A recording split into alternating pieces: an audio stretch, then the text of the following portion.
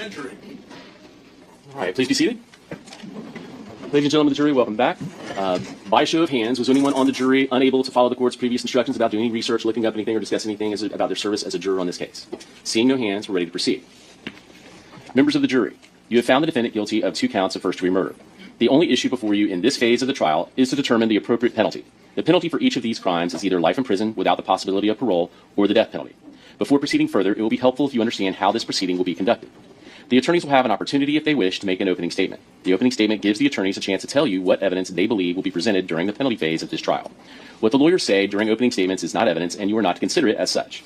After the attorneys have had the opportunity to present their opening statements, the state and the defendant may present evidence. The witnesses may be called to testify under oath. If so, they will be examined and may be cross-examined by the attorneys. Documents and other exhibits also may be produced as evidence. This evidence, along with the evidence that you heard during the guilt phase of this trial, is presented for you to determine whether the state proved, beyond a reasonable doubt, the existence of the alleged aggravating factors.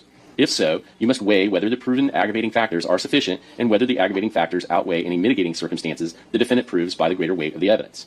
Finally, you will decide whether the defendant should be sentenced to life in prison without the possibility of parole or to death. At the conclusion of the evidence and after the argument of counsel, you will be instructed on the law that will guide your deliberations. An aggravating factor is the only circumstance recognized by Florida law that could result in a defendant receiving the death penalty. An aggravating factor increases the gravity of a crime or the harm to a victim beyond the harm inherent in every first-degree murder. You must unanimously agree that an aggravating factor was proven beyond a reasonable doubt before it may be considered by you in arriving at your sentencing decision. The aggravating factors alleged by the state in this case are: 1. Wade Wilson was previously convicted of a felony and was under sentence of imprisonment or on community control or on felony probation at the time he committed the first-degree murder in this case.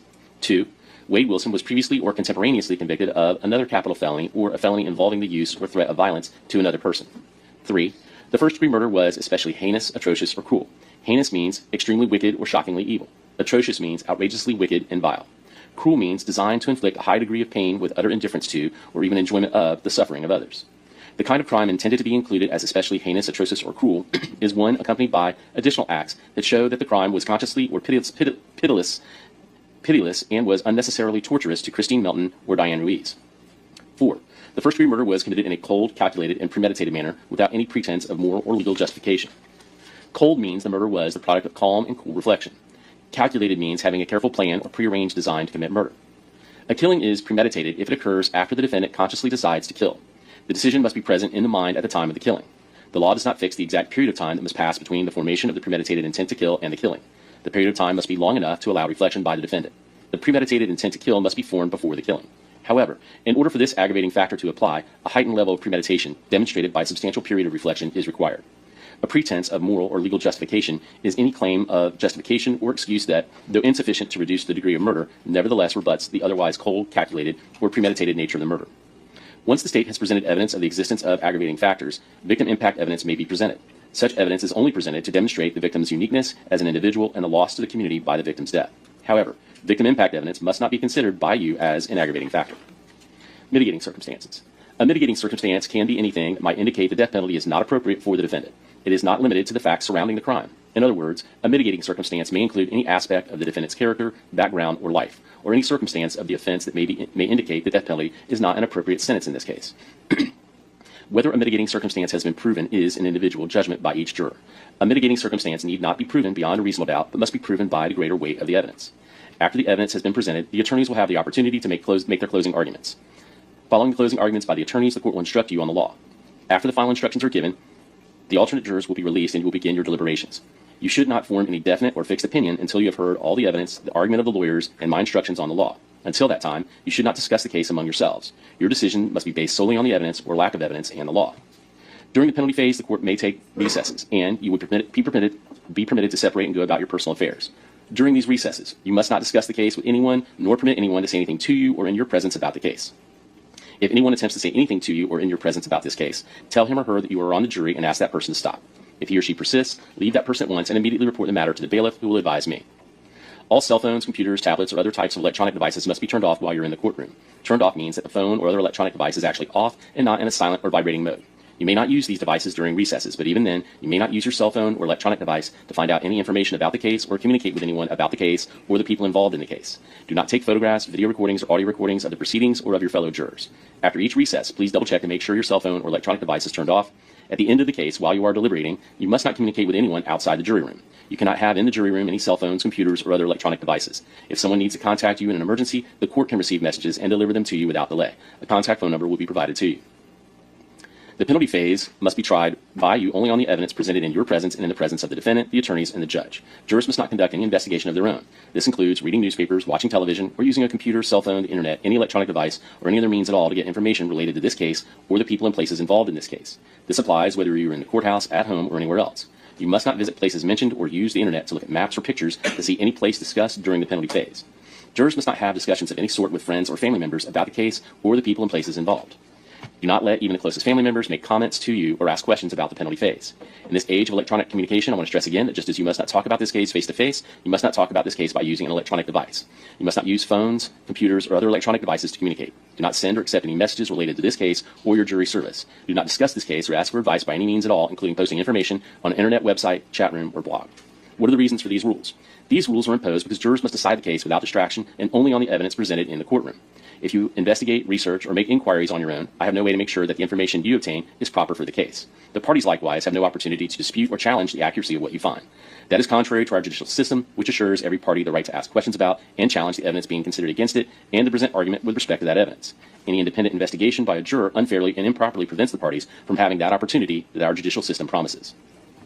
Any juror who violates these restrictions jeopardizes the fairness of these proceedings, and a mistrial could result that would require the entire trial process to start over. A mistrial is a tremendous expense and inconvenience to the parties, the court, and the taxpayers. If you violate these rules, you may be held in contempt of court and face sanctions such as serving time in jail, paying a fine, or both. In every criminal proceeding, a defendant has the absolute right to remain silent. From the exercise of the defendant's right to remain silent, a jury is not permitted to draw any inference regarding the existence of an aggravating factor or an appropriate sentence, and the fact that a defendant did not take the witness stand must not influence your sentencing decision in any manner whatsoever. The attorneys are trained in the rules of evidence and the trial procedure, and it is their duty to make all objections they feel are proper. When an objection is made, you should not speculate on the reason why it is made. Likewise, when an objection is sustained or upheld by me, you must not speculate on what might have occurred had the objection not been sustained, nor what a witness might have said had the witness been permitted to answer.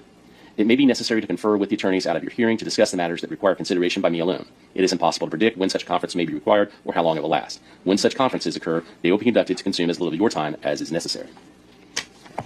Counsel approach. Ready to proceed? Yes, sir. And Mr. Shirley, is the defense ready to proceed? Yes, sir. Thank you. All right.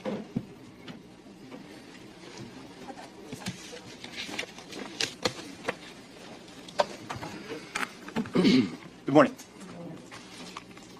little bit over a week ago, when we first met, the defendant was unknown to you, and he was presumed by every one of you to be innocent.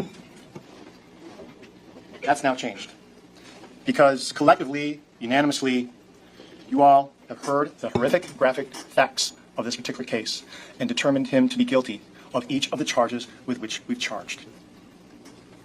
The phase of this trial is penalty. The state of Florida is asking you to sentence the defendant to the ultimate penalty, and that's death. Not all murders are first-degree murders, ladies and gentlemen. Not all first-degree murders warrant the death penalty.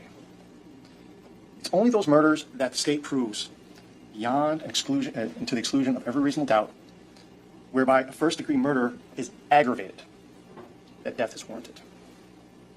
Now, a little bit over a week ago, the burden was on the state to prove the first-degree murders beyond a reasonable doubt. And this week, it's our burden to prove the aggravation of those first-degree murders beyond a reasonable doubt. In this phase, we're going to focus on what makes this first-degree murder aggravated. Now, as the court instructed you, before there is a sentence of death, you must unanimously agree that at least one aggravator, just one, has been proven beyond a reasonable doubt. We are submitting to you four aggravators.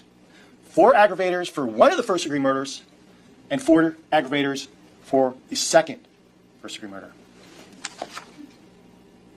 Ladies and gentlemen, 3 of which, on each, you've already decided.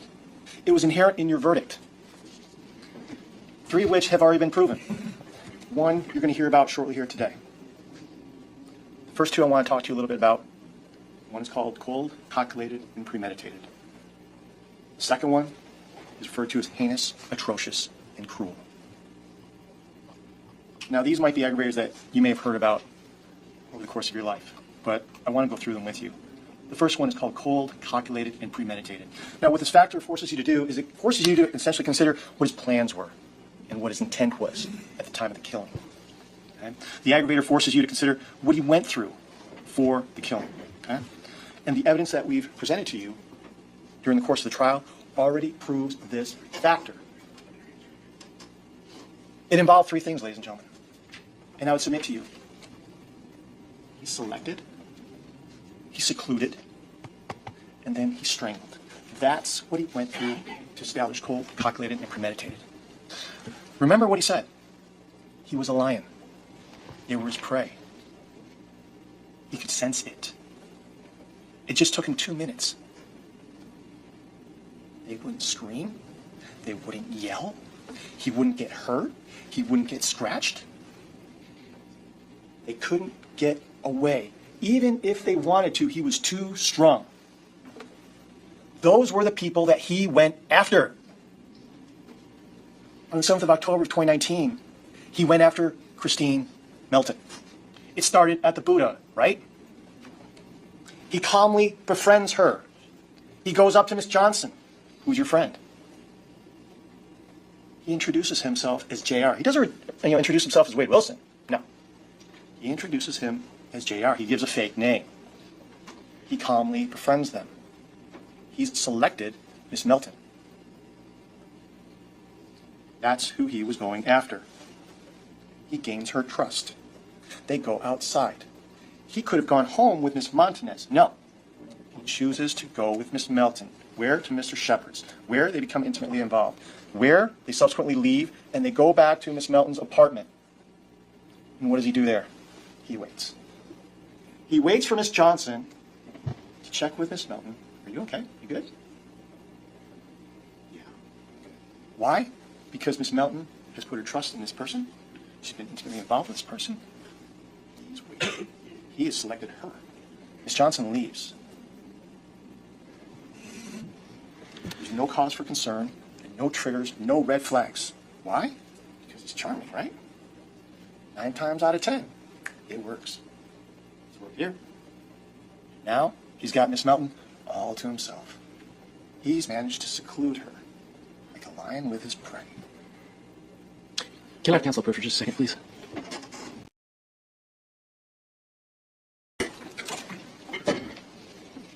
Once again, the evidence during the course of our guilt phase showed you. He waited. What did he tell his father? He waited for her to fall asleep. And then what wound up happening? Well, he waited because he told detectives he doesn't get scratched, doesn't get hurt, quiet, they don't yell, they don't get away. He's too strong. What does he do then? He goes ahead and inflicts blunt force trauma upon Miss Christine Melton. And then he goes ahead and places his hand around her throat, applies pressure until she is dead. Remember the broken nails? Ladies and gentlemen, the long, drawn-out nature and circumstances surrounding Miss Christine Melton's death is cold, calculated, and premeditated. He selected her, he secluded her, he strangled her.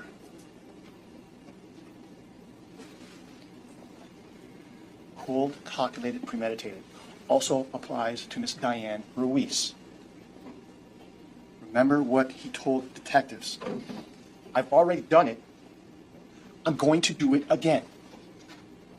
That's what was going through his head. Cold, calculated, premeditated. Hours later, that same day, he's in Miss Melton's car. He comes across Miss Ruiz. He tells detectives the way he approaches her is he asks her, where is the school? He calmly befriends her, manages to get her in the car. What does he say? He says, we drove to the school? I was going to drop her off, but in my mind, I knew that I wasn't. And as soon as she was going to get out, I grabbed her by the neck and choked her. She came back to life 3 or 4 times. He didn't do that until he secluded her, ladies and gentlemen. He selected her, secluded, and then strangled. Not once, not twice, not 3 times, but according to him, she came back to life 4 times. And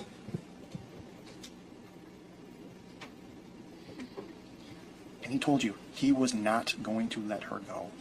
He told detectives, I was going to drop her off, but I knew in my mind I wasn't going to. That's cold, that's calculated, that's premeditated.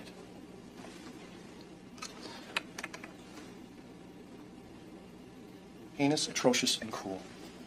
The law says it is one that is accompanied by additional acts that show the crime was conscienceless, pitiless, and was unnecessarily torturous to Christine Melton nor Diane Lewis. It focuses on the means and manner in which the death is inflicted and the immediate circumstances surrounding the death. Ladies and gentlemen, the reason why we submitted those photographs of those injuries, okay, in addition to the medical examiner's testimony, is because those pictures demonstrate what words can't do justice to in terms of heinousness, atrocity, and cruelty of these murders. Both Christine Melton and Diane Lewis endured a high degree of pain, utter indifference. It was outrageously wicked, vile, and shockingly evil, according to the jury instructions. With regards to Christine Melton, what did you learn? She had a large number of bruises around her body and on her face. She had swollen eyes. She had contusions. She had bruising all over her torso and her arms. She had hemorrhaging on her neck. She had scalp bruising all over. When they removed it, all over. Dr. Coyne described that the blunt force trauma that was inflicted upon Miss Melton was so significant that the force that was directed towards the outside of Miss Melton went to the inside. Okay? All the forces went inward to her body. And what did you hear? You heard about contusions to her lungs. You heard about her liver. You heard about her bladder. You heard about her colon. You heard about her brain swelling, ladies and gentlemen. Remember the brain swelling? The doctor specifically said that didn't happen after the strangulation. That happened before. And that's all prior to the strangulation itself. That's before he puts his hands around her throat, applies pressure to the point where her life leaves her body. High degree of pain with utter indifference. Beat her, strangled her. He didn't care whether she lived or died. That is utter indifference. We get to Diane Lewis, right? What do we know from her? Fracture of the nasal bone? Bruising on both sides of her body? We know about bruising to the back of her forearm, the back of her left hand, the broken finger. We know about contusions on her upper back. We know about the hyoid bone broken. We know about the tracheal cartilage also being injured. We know about the multiple rib fractures, not only in the front, but also in the back, from significant compression.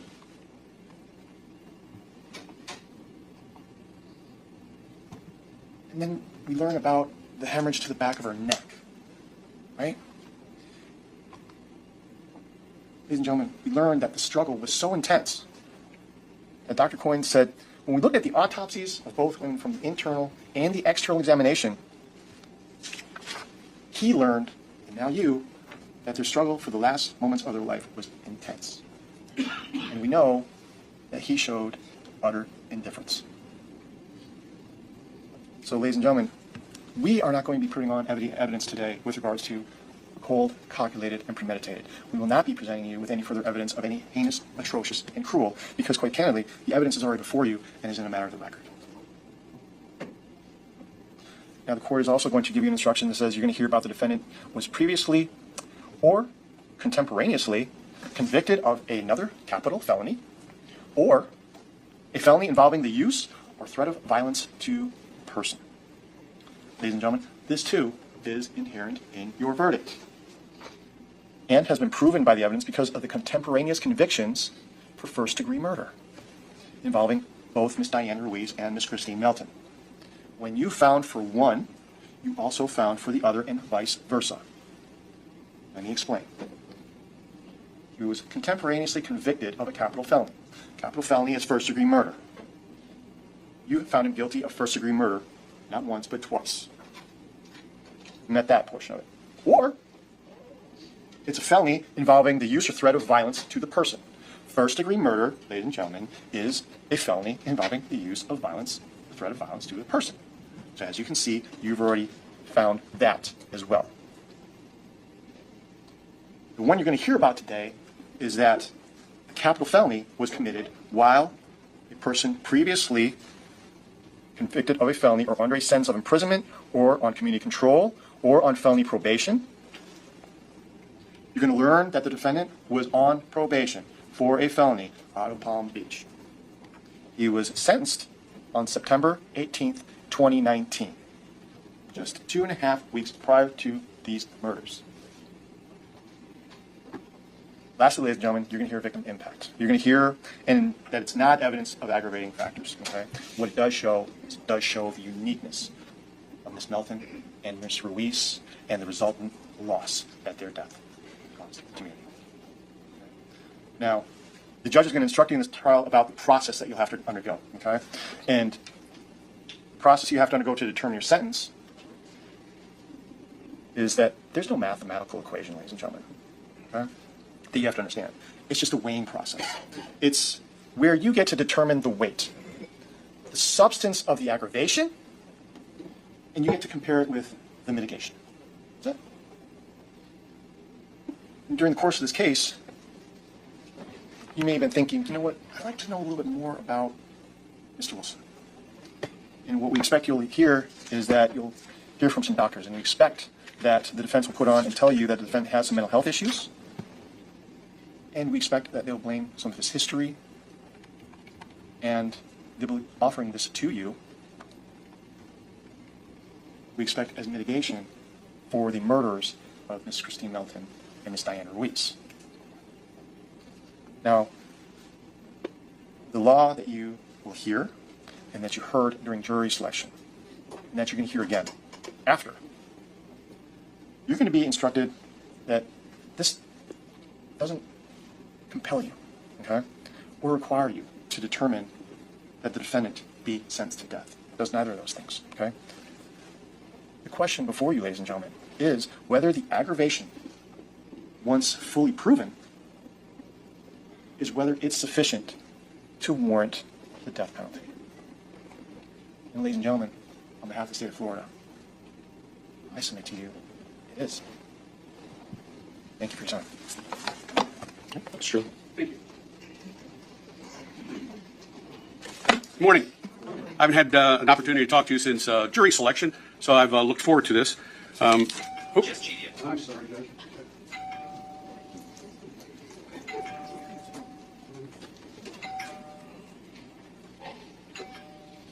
I'll take it up with you when I get back to Charlotte County. Thank you. This is an opening statement. I want to caution you on one thing. Anything that the state says, anything that I say in either opening or closing isn't evidence. We're going to have remarks to you. We're going to have a lot more remarks to you in closing arguments, because that's what it is. It's argument. But please, we're not trying to deceive you or mislead you or anything. We're sitting here listening to the witnesses. We're taking notes, and you know, maybe we heard it different than what you heard it. There are some remarks that Mr. Gardner just made to you with regard to evidence that came to your attention. I dispute some of those, but we're going to argue those later in this particular proceeding.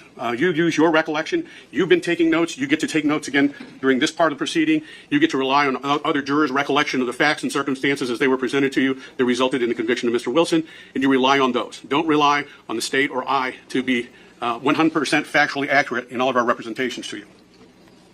On behalf of myself, Mr. Hollander, Ms. Perez, more particularly Mr. Wilson, we want to extend our appreciation.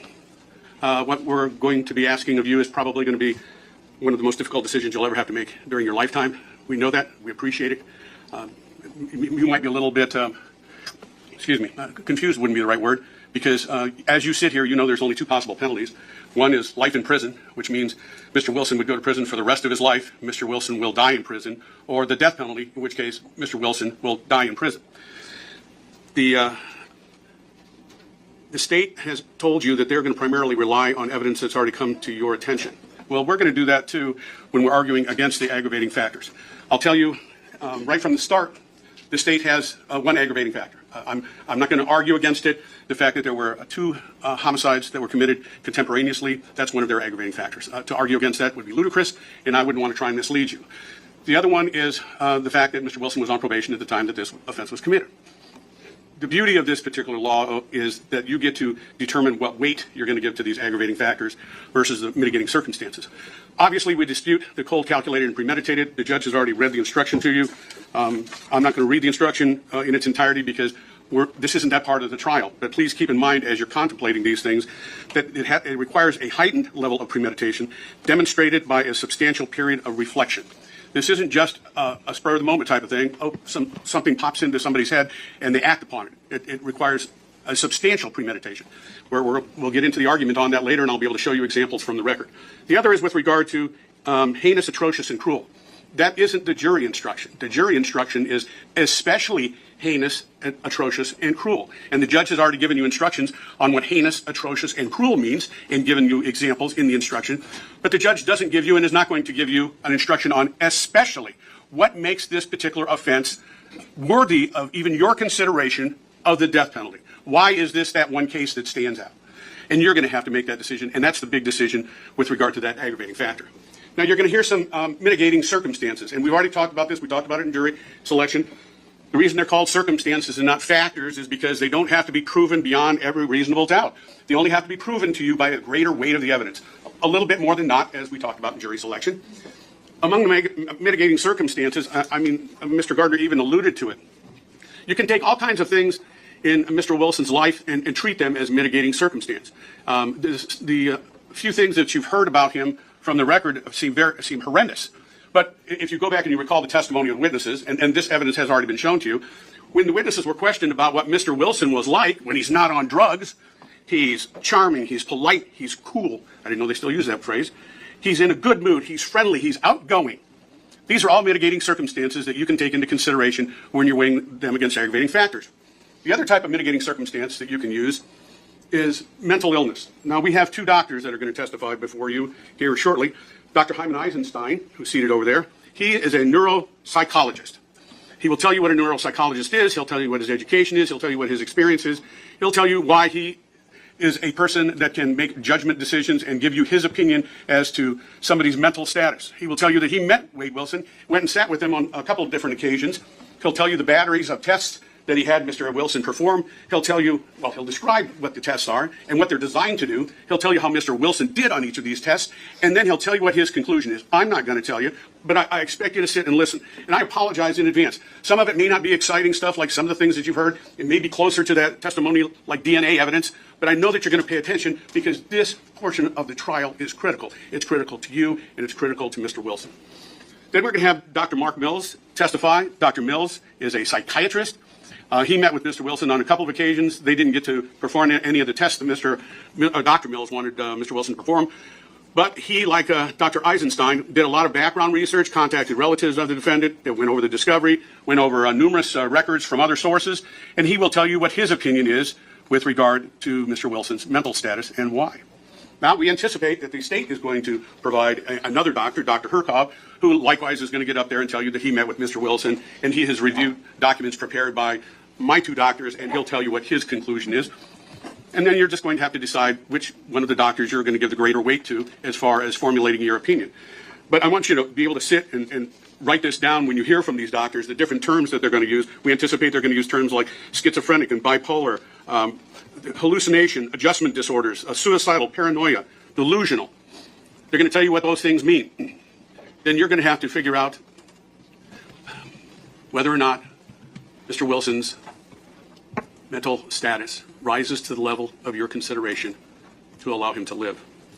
We're going to try and display to you what the thought processes were that were going through Mr. Wilson's head when these events occurred, why they were exacerbated by the consumption of controlled substances. This isn't an excuse for what happened. You've already decided that he killed these two women. We're not trying to excuse his conduct. We're trying to explain to you why somebody who's charming, polite, and cool would have done this. And it was something other than taking drugs that made it beyond Mr. Wilson's control. We believe that after you've, there's a letter you're going to have an opportunity to read, a letter that was drafted by Mr. Wilson's sister that was provided to both of our expert witnesses, that they took that into consideration. They had a chance to talk to his sister. They had a chance to talk to his mom and dad. They got background information that I don't know that Dr. Herkov has, but nevertheless they have it. and along with the other documents that they've reviewed, they'll tell you how they took that information into consideration. We believe that after you have entertained our mitigating circumstances, you will go back there, you'll do what you need to, have discussions amongst yourself, you'll figure out what facts are really facts and which recitation and closing argument is a variation of the facts. We believe that you will come back, you will return the only recommendation that you can once you finish that weighing process, and that would be the recommendation of life in prison where Mr. Wilson will die. Thank you. How did you know Christine Melton? She was my best friend and my cousin. Now, did you prepare a statement about what Christine meant to you and your family? Yes. And before you read that statement, I want to direct your attention to the screen. Did you send some photos to the state that you would like the jury to be able to view? Yes. And these previously been stipulated to? Yes, Your Honor. Is that correct? The defense? Hold on. Yes.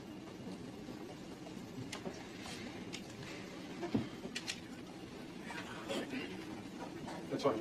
No objections? No objection. All right. And is there an exhibit number for these or anything? Yes, Your Honor. The PowerPoint states Exhibit 4. Okay. No objection to that PowerPoint then being admitted into evidence and published? That's correct. All right. So if we could get the mail to the top of the screen. Thank you.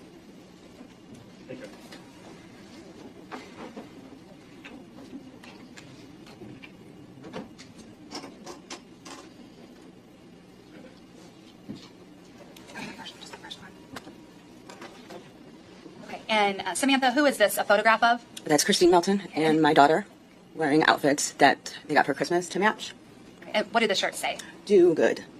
Samantha, would you please read the statement that you prepared to the jurors? Yes.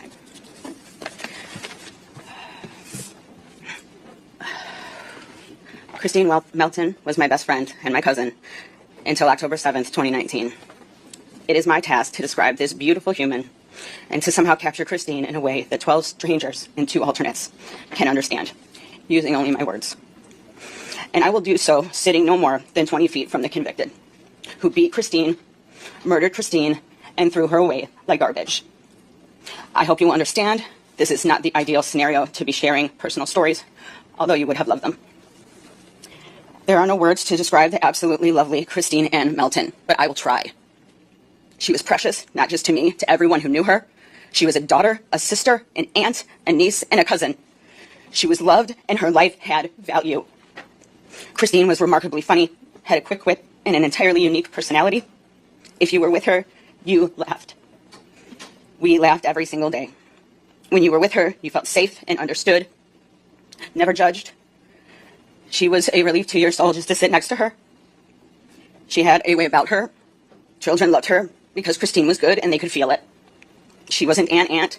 She was the aunt. Christine was the godmother of my son, and it was her greatest honor and one that she deserved. Our children miss her in ways I could never articulate, and it is gut-wrenching to see them so destroyed. They were robbed of her. Christine will never experience motherhood, a role she was born to play. Christine was strong, brave, independent, and loyal. She was the friend you wished you had.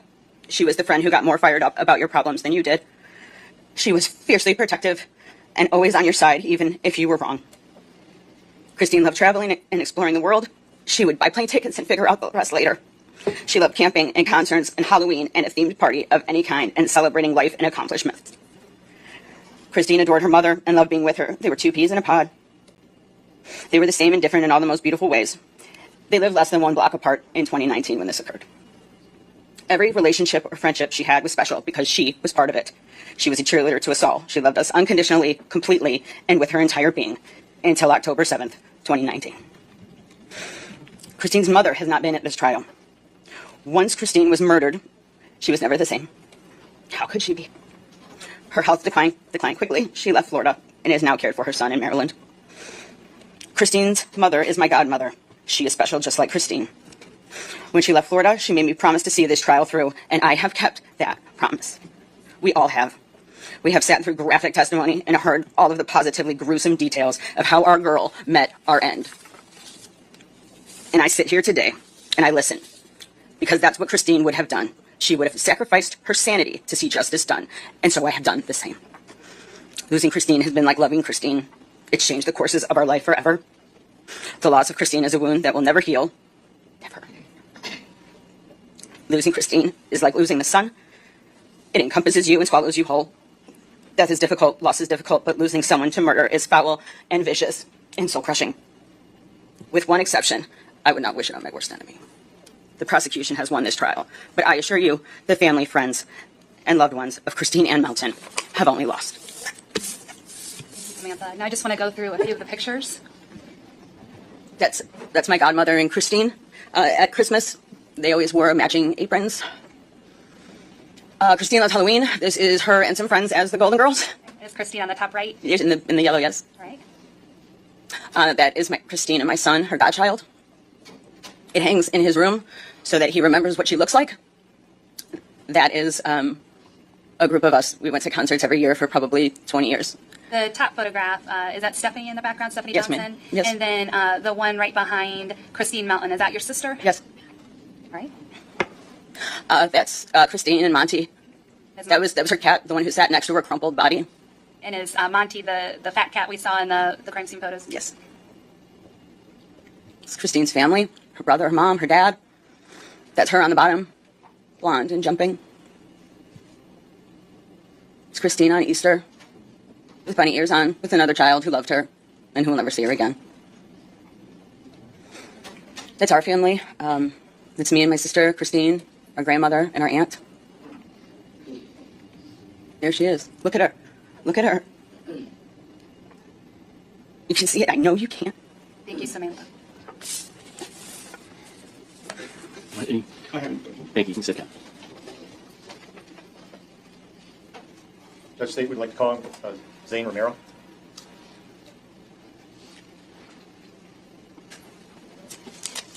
Good morning. Good morning. Please introduce yourself to ladies and gentlemen of the jury by telling them your name. I'm Zane Romero. Do you know, or did you know a young lady by the name of Diane Lewis? Yes, that was my mom.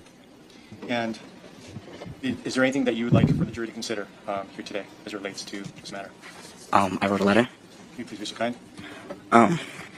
My name is Zane Romero. I'm a 19-year-old college student going for my bachelor degree in graphic design. I'm Diane Ruiz's youngest child. I was only 14 years old when she passed. Just starting my freshman year of high school, she was so excited to see me grow up. And so proud of what I was growing into. She supported me in all my dreams and only tried to help and uplift me when taking on new risks and challenges. My father unfortunately passed away when I was only 11 years old. My mother was all I had left. I was barely 2 months into my first year of high school when she passed away. I was in marching band in the week prior. She was telling me how excited she was to go and watch me perform at that weekend's football game. She would have been her first time seeing me perform because that was my first year in that marching band. She never got to see me perform, and I never got the experience of seeing her in the crowd. My mother supported my dreams and only ever wanted me to succeed in life. She always reassured me that my life wasn't going to end if I got a C in math. She always made sure that all the hard work I was putting into my education wasn't going unnoticed. She would always show up with random gifts that helped me and succeeded in my life for what I needed. When I was younger, I originally wanted to be a photographer. My mother went out of her way to find me a professional beginner photographer. She knew I wanted to print my photos, and she bought me a printer with photo paper. I no longer have those dreams, but I still constantly use those items. She was raised in a tough home environment and only ever wanted to give me and my brother nothing like that. She wanted us to grow up in a loving home and for us to be happy. My mother was a single mother who only ever wanted not only for her family, but everybody around her to be happy. My mother's life dream was to be able to get married and raise her family. She was so close to getting everything she wanted. I was forced to move states to better accommodate for what I needed for my education. I moved far away from Florida because I grew up everywhere with my mom just to have to be stripped away on a random weekday. I tried my best to avoid going back. She was really excited for my future because she knew I was going to achieve big things, and I refused to disappoint her, even in death, because it helps me push on every day. I would like to share some achievements I've been able to accomplish. I did 3 years of marching band. We achieved superiors in the Blue Ribbon all throughout high school. My senior year, I achieved my high school's most principal award. Sophomore year, I won my first scholarship based off of my art portfolio. I graduated high school. I got accepted into all the colleges I applied and also received a full ride scholarship from one. My senior year, I received the John Philip Sousa Award for marching band. I got my driver's license. I received my first car.